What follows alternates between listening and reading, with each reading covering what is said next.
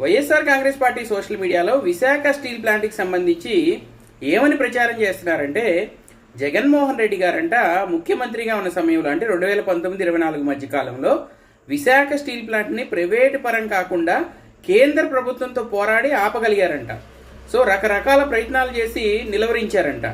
ఇప్పుడు జగన్మోహన్ రెడ్డి గారు ముఖ్యమంత్రిగా దిగిపోయి కూటమి ప్రభుత్వం అధికారంలోకి వచ్చిన తర్వాత ఇప్పుడు కూటమి ప్రభుత్వం ఏమీ చేయలేకపోతుందంట. అందుకని కేంద్ర ప్రభుత్వం ప్రైవేటీకరణ చేయడానికి మొత్తం రంగం సిద్ధంగా చేసుకుంటుందంట. మనకు తెలుసు 2019-24 మధ్యకాలంలో జగన్మోహన్ రెడ్డి గారు ముఖ్యమంత్రిగా ఉన్నప్పుడు సాగిలపడి మరి అడిగినా అడగకపోయినా అన్ని బిల్లులకు ఎన్డీఏ ప్రభుత్వం ప్రతిపాదించిన అన్ని బిల్లులకు మద్దతు ప్రకటించిన సంగతి మనందరం చూసాం. దానికి కారణాలు కూడా తెలుసు. జగన్మోహన్ రెడ్డి గారి మీద ఉన్న కేసుల నుంచి తప్పించుకోవడానికి ప్రభుత్వంతో మంచిగా ఉంటున్నారని. ఇప్పుడు ప్రభుత్వంతో పోరాడి స్టీల్ ప్లాంట్ని ఆపారంటే అది జోక్ కాదా?